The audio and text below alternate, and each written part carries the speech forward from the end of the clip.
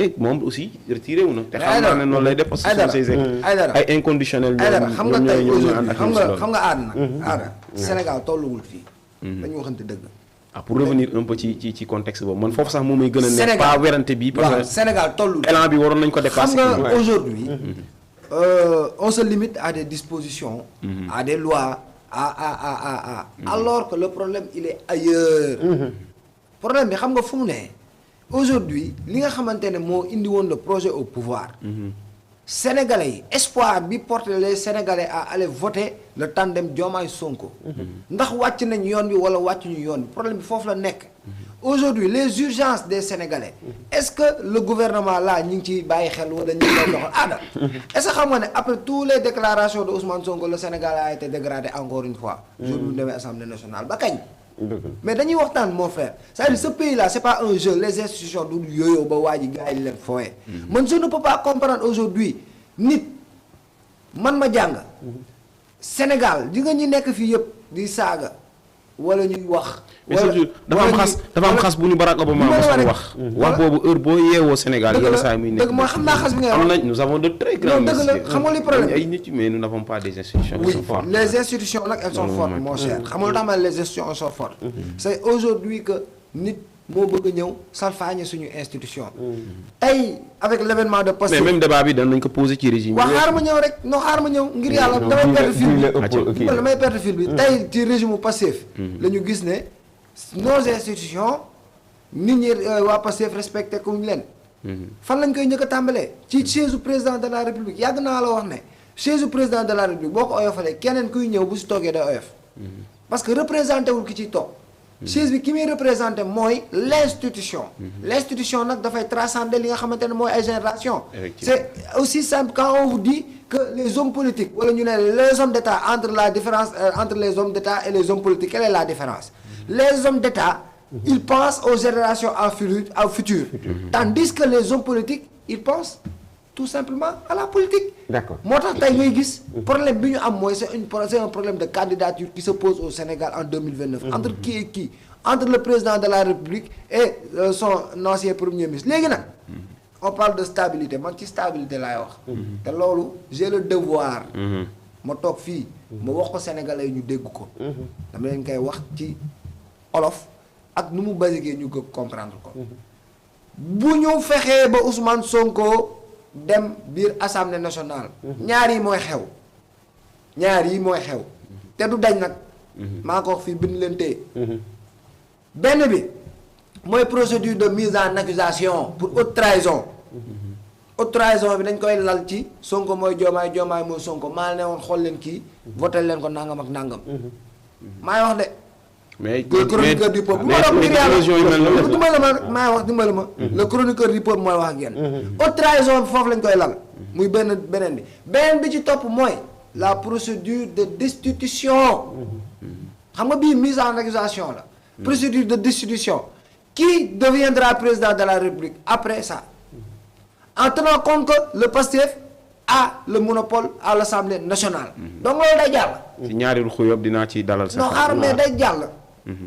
président de la République nag il est face à ses responsabilités. ci naka la rupture a été actée. bi mu signé décret bi la dàq Ousmane Sonko. la war a taxaw nag jàkkaarloog moom politiquement parce que nag c'est un fait. ma signé décret dàq Ousmane Sonko ba pare tourner le dos naan non c'est la démocratie damay muñ déedéet la constitution elle est là et vous êtes le garant de la constitution donc quiconque voudra se mettre aujourd'hui au-dessus de la loi le président de la République a la prérogative de faire respecter la loi et la constitution loolu moom dëgg la kenn du ko dindi. léegi nag il peut convoquer l'article 52 kenn duñ ci dara. xam nga na ma lay wax. léegi bii nag mooy bi mu war a def li tax mu war ko def déjà dafa war a bind avis sax. un avis il doit écrire un avis. en demandant au conseil constitutionnel. ndax li nga xamante ne waa Pastef bëgg nañ ko def vis-à-vis. ak li nga xamante ne mooy delloo Ousmane Sonko biir assemblée nationale def ko président assemblée nationale ndax conseil constitutionnel dëppoo na constitution wala dëppoowul constitution loolu président daf ko war a def.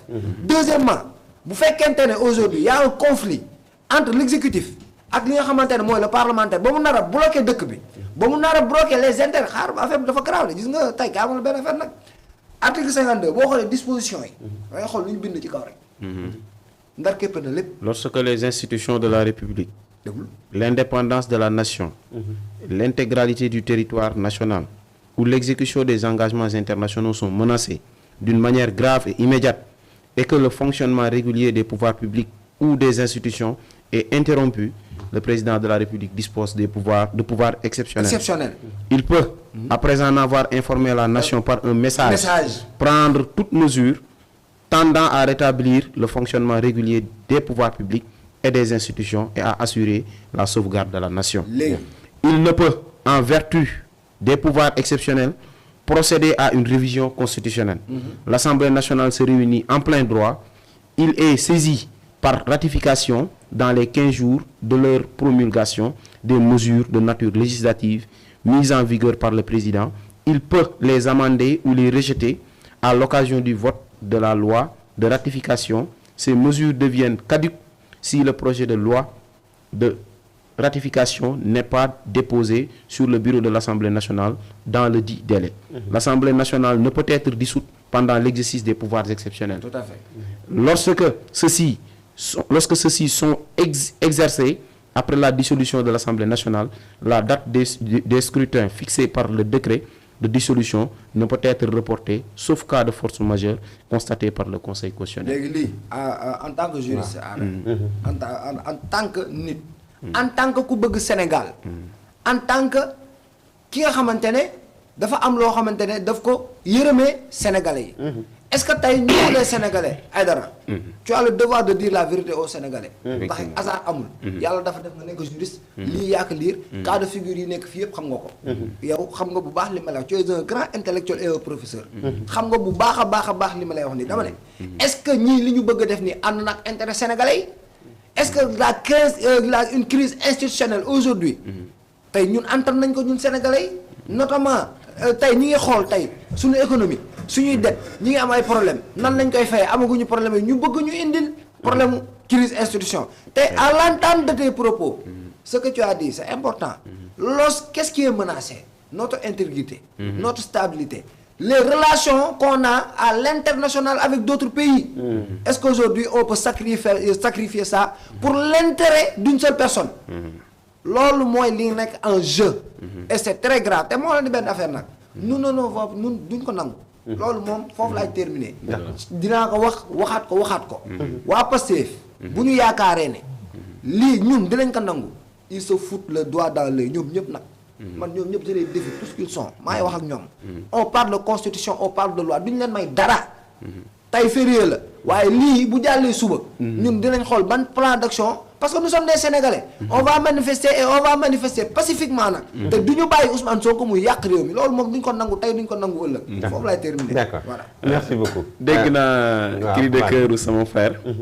mais damay dalal xelam ci ñaari possibilités yooyu mu évoqué haute trahison du lu ndaw déedéet du disposition yoo xamante ne nag ça pas dañ ko clarifier en matière juridique ba ne lii la acte yi ngay posé ñu ne haute trahison du lu ndaw te procédure de destitution boobu nga wax 62 mënoon na ne parce que conseil bi amoon na puissance boobu mais Sénégal dafa dugg ci régime présidentiel assemblée nationale amul sañ-sañu destituer président bu fi ne déedéet de même que président am na sañ-sañu tas ko waaye foofu mu toog ñaari at ngir mën ko tas pouvoir article 52 bi nag Sénégal fi mu toll depuis 2023 dañu souffrir ci ay crise institutionnelle la preuve référentiel 2050 bi li tax mënuñ ko appliquer jusqu'à présent plan de redressement ñëw suñu ay marge de manœuvre économique dafay souffrir ñu bëgg a tendre vers ci économie compétitive à côté FMI mu ngi bloqué ay fonds de l'autre côté yenn relation diplomatique yi c'est un peu compliqué ci beneen côté bi taxation yeeg yëpp c'est juste pour